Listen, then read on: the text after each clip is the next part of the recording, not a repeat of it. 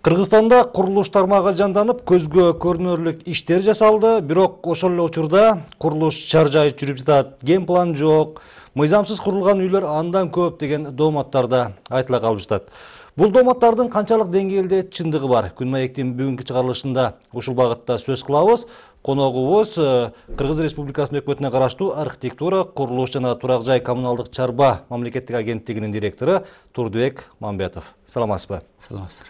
Көрсөтүүнү мен Кылычбек Мырзалиев алып барам.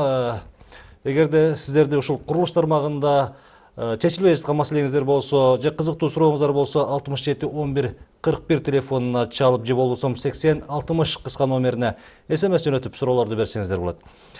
Турдубек Мырза, алгач ушул сиз жетектеген агенттик өткөн жылы кандай иштерди жасады, канча курулушту пландадыңыздар эле, канчасы жыл аягында курулуп бүттү, анын канчасы социалдык объектилер, канчасы баягы жарандар үчүн турак жай үйлөрү, ошол маселени башын ачып алсак? Рахмат. Саламатсыздарбы, урматтуу телекөрүүчүлөр. Былтыркы жылы 63 объект салынды республикалык бюджет жалпысынан. Мунун ичинен 47 объекти республикалык бюджеттен каралган объекттер болуп саналат. Мунун 42 объектиси жанагы мектептер, детсадтар, мындайча айтканда жанагы объект образования. 7 объектиси болсо жанагы здравоохранениянын объектлери, 3 жанагы көп кабаттуу турак үй, 2 объект мына культура жана спорт объектлери, 5 объект жанагы суу, водопровод чөчөлөр, 4 объект прочий объектлер салынды. Негизги ушул сиздер агенттик тарабынан эмес, баягы жеке ишкерлер тарабынан болсо, курулуш компаниялары тарабынан дагы бир топ турак жай имараттар салынып атат да. Аларда көзөмөлдөйсүздөр, жалпысы ошол сиздерде маалымат барбы? Канча ушул турак жай объектиси курулуп бүттү былтыры? Бизде андай маалыматтар бар. Бирок эми аллага өзгөрүп турат да. Алардын бардыгын биз көзөмөлдөбөйбүз. Ал объектлердин бардыгына ушу Бишкекте, ушу Кыргызстан боюнча курулуп аткан объектлердин бардыгына уруксат кагыздары биздин агенттик аркылуу, ушул агенттиктин территориалдык органдары бар, ошолор аркылуу өтөт. Бул курулушка болгон уруксат кагаздары. Уруксат кагаздардын бардыгы ушул жана архитектурадан жазылат, анан кийин экспертизадан жазылат. Ушундай эки, бирөө структурный подразделение, экинчиси бул территориалдык орган, ошол жана архитектуралар. Управление архитектуры и градостроения ушулардан жанагы разрешениени алат. Уруксаттын, курулушка уруксат ушул организациядан алат да. Канча уруксат бердиңиздер өткөн жылы? Быйылкы жылы канча уруксат бергенибиз?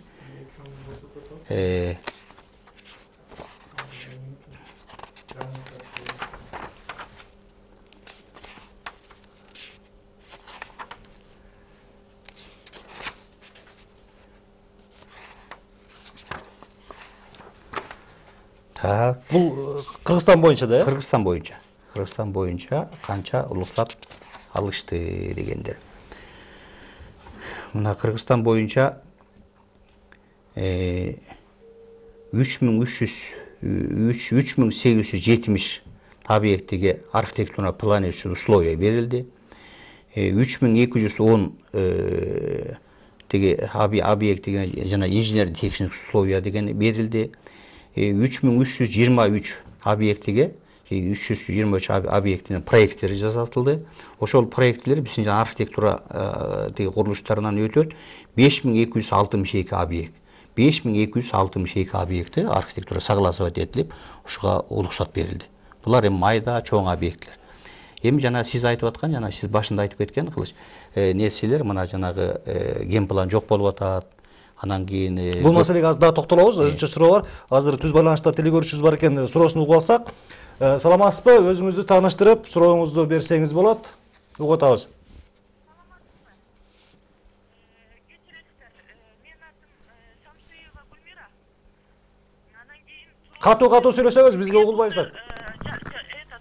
Премьер-министр келип, Каражыгач Токоюн Угулбай жатат, катуу айтыңыз. тактап берем деди эле. Ошо такталбаган үчүн Сурооңузду башынан берсеңиз, угулбай жатат. Такталбаган үчүн бизде квартальныйлар участокторду сатып, дагы эле токтобой атат. Байланыш начар болуп атат. Биз маегибизди уланта берсек, негизде ошол Кыргызстанда жер алганга, үй алганга кезекте тургандардын саны калп айтпасам бир 10 миңден жок эле дегенде ашты болуш керек. Бул бери дегенде эле 10 миң Бишкек шаарында эле болсо керек. Бирок жерлер бөлүнүп кетти, жерлер жок калды десек да болот. Эми элдер Кыргызстандын жарандары ушул мамлекет тарабынан курулган үйлөрдү алабыз деп үмүт этсе болобу? Ушундай мурдагыдай үйдө кезекте үй алганга кезекте тургандар бар, ошолорго үйлөр берилеби? Болот. Теге мындай үмүт деген болуш керек. Үмүт менен жашашыбыз керек, алдыга умтулушубуз керек. Жана сиз айтып аткандай мына жер алып үй салам десе жер дагы бар. Жана 25%тен калтырган, бул резерв кылып калтырат. Анан ар бир жанагы айылдын дагы ошо ген планы болот. Например, кичинекей айыл болсо 10 жылга ген план жазалса, ошол экенин жана развитиясы дагы өсүш керек да, например, бала төрөлүп атат, ошого жараша генеральный план каралат. Ошо мурунку резервтен жерлер болот, очередке туруп ошо жерлер алат. Бир адам жанагы земельный кодекс нормасы боюнча, гражданский кодекс нормасы боюнча бир жолу бекер алат. Бул жерлер дагы бар. Анан кийин экинчи экеси жанагы много квартирный үйлөр дагы салынабы, очередте турган алынабы. Булар дагы акырындык менен болот. Мына мен айтпадымбы өткөндө 3 многоэтажный үй салдык. Эми жанагы мамлекетте жанагы бюджеттин жетишсиздик болуп атканына байланыштуу азырактан салынып атат. Бирок уже салына баштады. Бул 3 үй дагы бул жакшы.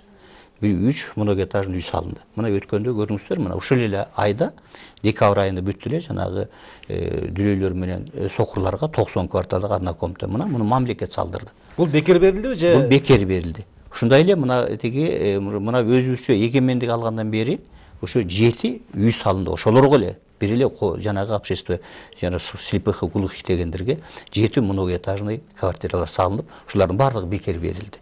Ошто салынды, Жалал Абадта салынды дегенде. Ошо сыяктуу эле мына көп кабаттуу үйлөрдү азыр биздин президентибиз акча алып келип, дагы теги Россиянын гранттары менен азыр жанагы военный служащийлерге салынып атат, пограничтерге салынып атат, КГБга салынып атат, МВДга салынып атат деген. Күч структурасында иштегендерге. Күч структурасында иштегендерге. Муниципалдык кызматта иштегендерге качан салына баштайт? Муниципалдык кызматта иштегендерге дагы эгерде өзүлөрүнүн местный властынын бюджети болсо, ошол өзүлөрү планировать этип салат. Аны ошол местный власть депутаттары, ошол жергиликтүү бийлик өзү чечиш керек. Мисалы үчүн мындан 3 жыл мурун эле ошо практиковать этип өзүлөрү бир схема, мындай бир жанагы финансировать эткен схемасын, жанагы немени ипотеканын бир түрүн, мисалы үчүн Бишкек мэриясында эле 5-6 үй салышты. Ошону муниципалитетке бөлүп берди.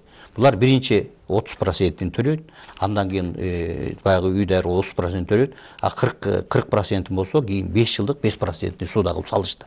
Анан кийин эми бюджетти тардык болуп калды, чоң дилиндей жанагы акчалар жок болгонуна байланыштуу бул дагы токтоп калды да.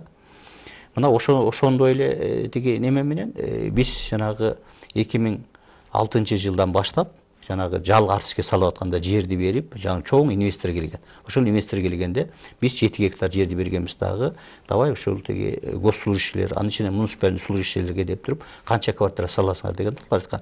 400 квартираны 361 квадратын 360 салып беребиз деген. Аны тоже ошо ипотека болчу, отсрочкасы менен 15 жыл деп, андан калгандарын болсо өзүлөрү ошо ипотека кылып төлөмөк. Бул дагы баягы өзүлөрүнүн подрядчиктери менен салынып бүтү ошол. 4 үй салынган, 2 болсо жана бюджетниктерге салынды, 2 болсо баягы өзүлөрүнүн бизнестери салынды. Пока өзүлөрүнүн чыр-чатагы болуп атат, азыр инвесторлорду кайра чыгарып атабыз. Силер келип бул курулушту улантып бизге баягы положенный 400 квартираны бересиңерби же жерди алалыбы деп. Уже инвесторлор да келип атат, кайра подрядчиктер да келип атат, бул башка фирмалар келип атат. Төртөк мырза, азыр түз байланышта теле көрүүчүбүз бар экен, суроосун угуп алсак. Саламатсызбы? Өзүңүздү тааныштырып, сурооңузду берсеңиз болот. Угуп атабыз. Саламатсызбы? Саламатсызбы? Мен ушул суроо менен кайрылып кетейин дегем. Угуп атабыз, сурооңузду айтыңыз. Турсунбек байке, сизге мен шаардан турам, Ош шаарында, аты жөнүм Эмилбек. Ош шаарынан мен ушул үй салганга кандай чек алсам болот? Сурооңуз жакшы угууга калдык. Кайталап койсоңуз? Мен Ош шаарынан жана кылып жатам дейм. Ошого Ош шаарынан болобу? Түшүндүм. Ош шаарынын тургуну Рахмат. ошол Ош шаарынан жер алып Жер үй алып үй салса салып. болот. Эми Оштодагы жерлерде азыр биз жанагы Ачы анан Кеңсай деген эки чоң массивди ушу ген пландарын жасатып бүтүп, ошолорго жанагы инженер эсептерин жасатып атабыз. Мына ошол жерге бөлүп атат. Ошол жерде чоң комиссия бар. Ошол комиссиянын дагы ошол жерге кайрылышып, ал жерде ушундай бир жакшы туура коюлган деп эсептейм. Ошол жерде Ош областынын, Оштун өзү эле город эмес, ошол Ош областынын бардык областтарынан, райондорунан келип ошол жерге очередке туруп, очередче жок болсо ошо бир межведомственный комиссия бар. Ал жерге бияктан Минюстан, Минфинден, бизден, Гостройдон, мына мен ошол комиссияда дагы ошол председатель комиссиябыз. Ошол комиссия карайт, жеринде иштейт, ошол элдер менен ошол списокту тактап, анан ошол списокту бекиткенге беребиз да, ушундай комиссия иштеп атат.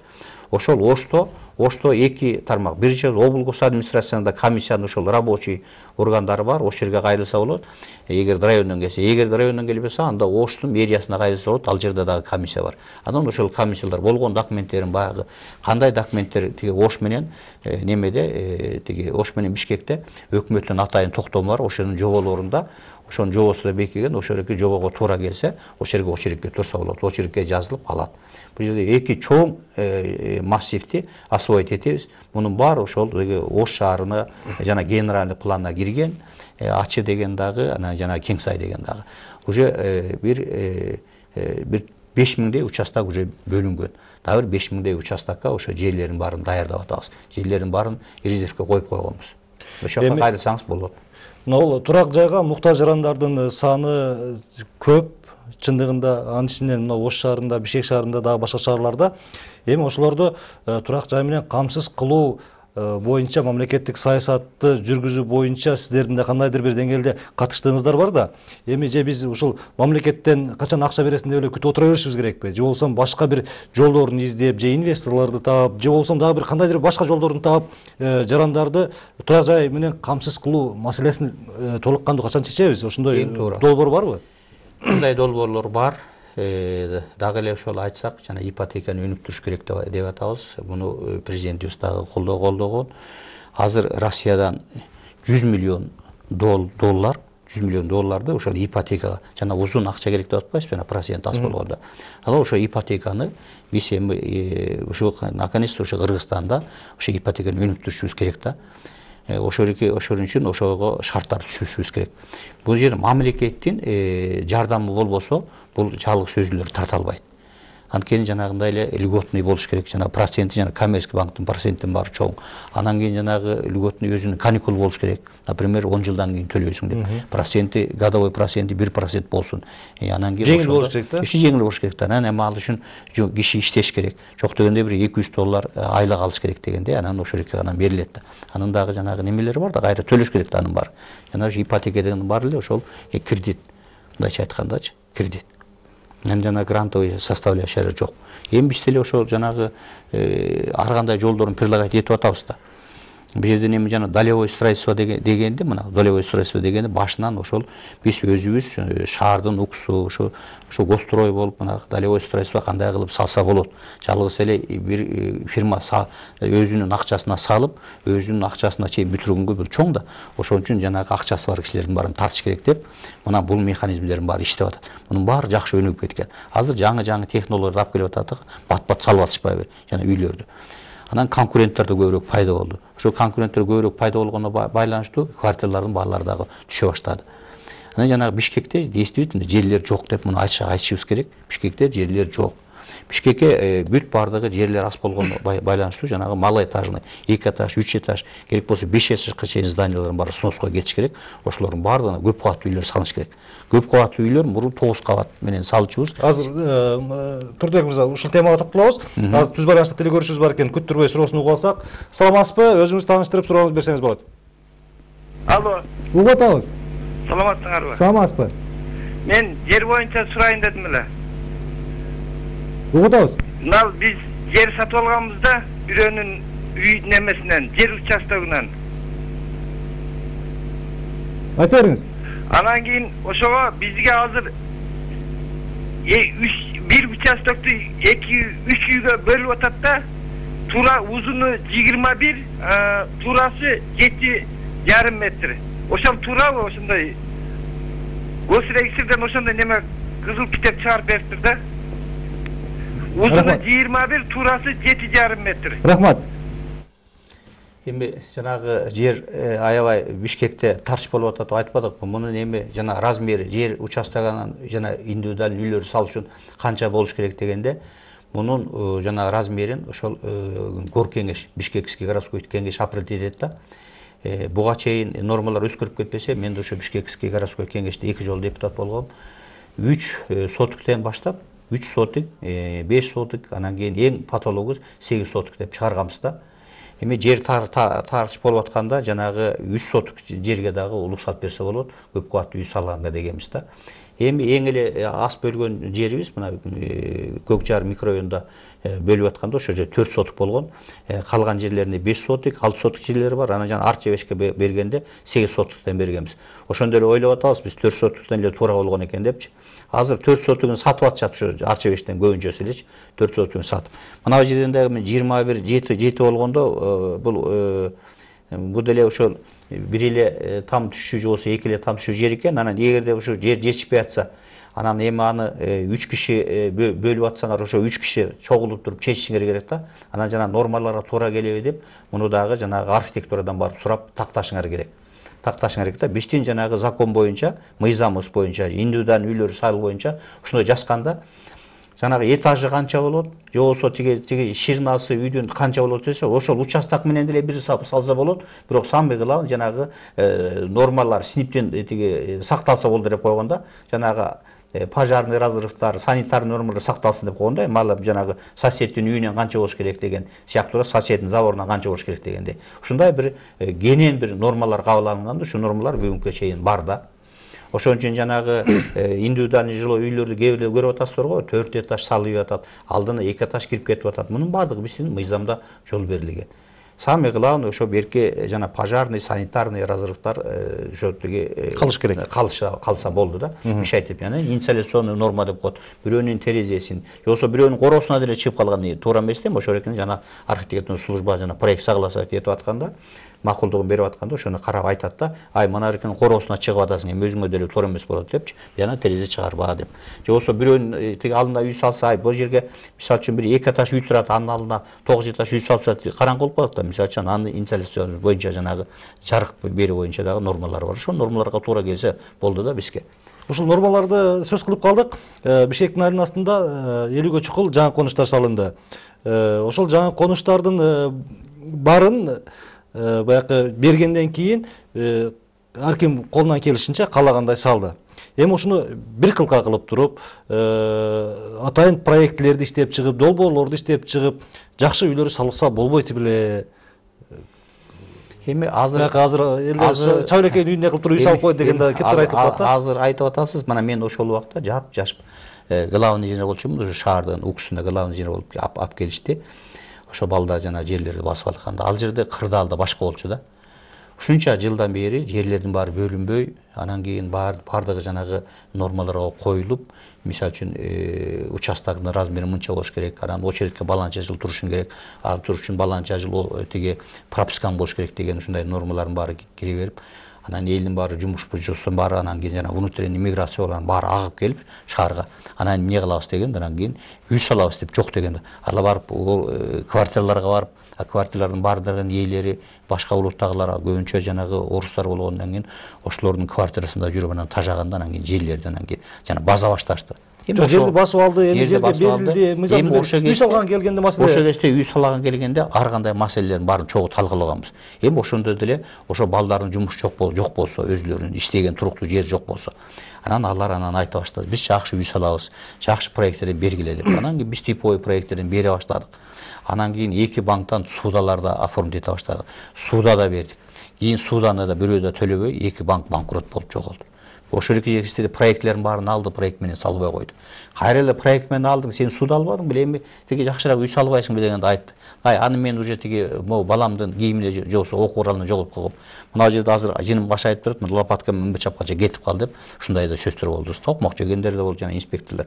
Мындай да кырдаал болду, чындыгында ошол кезде жесткий ушундай катуу саясий жүргүзө албай калдык. Бошторгондар жүргүзө албай калды, жанагы полицейский руководство ошондой жесткий бир немени жүргүзө албай калды, муну мойнубуз калышыбыз керек. Рахмат, азыр түз байланышта телекөрүүчүбүз бар экен, суроосун угасак. Саламатсызбы? Сурооңузду берсеңиз болот. Угатабыз. Алло, саламатсыздарбы? Мен Актилек жаңы ошунда турам. Бирок участок инимки. Иним чоң тамы турат, катарында менин тамым турат. Веремянка өндөн төлөй салдырып алдым эле. Эми ошонун документи жок. Мен өзүмө документ тепсем болобу, бирок инимдин деле документи жок. Кандай кылып өзүмө менчикке чыгарсам болот? 3 комнат эле, бирок инимдин жерин 4 сотка жетпеген жери болчу. Жердин документи кимге катталган? Жок, каттала элек азыр ошо участоктордо ошояктардын баарында тең эле жок экен, ошого байланыштуу ошо кандай кылсак болот? Ошо кийин катталып калса мен өзүмө каттасам болобу? Эми бул жөнүндө бир 5 жыл катары менен инвентаризация жасашты. Ошо мэриянын алдында департамент бар. Ошол департамент мындай бир жана государственный полномочиялар ушуга делегировать бергенбиз да. Ошон үчүн дагы двойное подчинение болуп атат. Ошол экилер бир чоң жумушту ушу мэрия жасатты ушуларга. Ушул инвентаризация жасатып бүтүштү.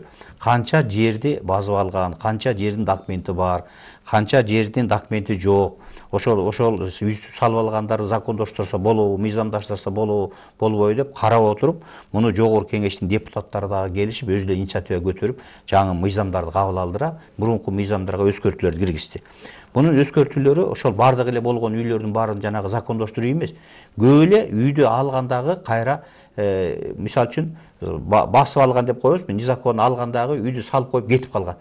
Ээси жок. Муну снос кыла алабызбы, кыла албайбыз деген вопрос туруп калдыра. Мунун ээсин таппасаң, сотто чечим чыгарып берет экен. Ээси жок. Каякта экен. Ушундай үйлөрдү ээси жок үйлөр болсо снос жасайт деген жана изменение киргизди. Анан экинчисин айтты. Бул эми мыйзамсыз жерди басып алып алса, муну бир определенный суммага сатып алса болот деп. Эгерде ошол үйлөр жанагы охранный зона деп коет. Ошол охранный зонада жок болсо. Эми чындыгында көп үйлөрдүн бардыгы ошол закондоштурган үйлөрүндө тизмелер бар. Бир 2000ден ашык болуп атат. А де 2000ден дагы ашык үйлөр болсо, жана охранный зона. Мисалы газопровод среднего давления бар. Мына жерден Ташкент, мына өзүңөр уктар, Бишкек, Алматы деп кеткен, мына ошонун охранный зонасына салынып алган. Мына жерде Лептердин охранный зонасы салынып алган. Мына азыр тиги номер 2-ни иштете баштаса, анын охранный зонасы салып алган. Буларды мыйзамдаштырууга болбойт. Муну ачык эмтен айтып коюшубуз керек. Муну мыйзамдаштырганда болбойт. Временно жашап турасыңбы, жашап тур.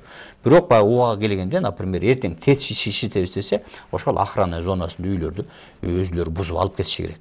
Жана өзүлөрү кандай салып алса, ошону бузуп өзүлөрү алып кетиши керек. Бирок ошол жерде жайгашкан үйлөргө документ чыгарып бербедиби эми? Кызыл китебени берди жерге, үйгө берди. Эгерде чечим, мамлекет чечим чыгарып берсе, эгерде кызыл китеп болсо, анын кайра изяты только через сот аркылуу болот да. Анан кийин анда компенсация төлөп бериш керек. Муну мамлекет кайра сатып алыш керек. Эгерде кызыл китебин берген болсо, ошо мамлекеттик органдын күнөөсү болсо, ошол акимият чечим чыгарып берген болсо, анда мамлекет кайра аны алыш керек. Аны компенсировать этип бериш керек. Ошол жанагы охранный зонадагы үйлөрдү буларды мыйзамдаштырганга болбойт. Бирок эми ошондой жерлерге чечим чыгарып өзүлөрүнүн коопсуздугу үчүн. Эми газопровод среднего давления жарылып кетсе, бир 50 метр жердеги кишилерди алып кетет, аны биз сага демете албайбыз да. Муну өзүлөрүнө түшүндүрүп айтышыбыз керек да. Анан жанагы мыйзамды бузган кишилер көп мыйзамды бузуп, жанагы жерлердин баарын сатып жүргөн нерселердин бар. Булардын баары айтылып атат. Мунун баары көп жолу айтылган. Ошол экилерге таап-таап наказать эте албай атабыз, азыркы күнгө чейин айтып атабыз. Мына сатып алып кетип калган. Бүгүнкү чейин отурушат. Объявление берет. Бегущий строkadan беришет. Жер сатабыз, жер сатабыз. Анын баардыгы ким ошо? Ошо жер саткан, ошо коррупционерлер. Турдубек мырза, кыска жооп берсеңиз, биздин суроолорубуз ого эле көп. Убактыбыз аз калып баратат.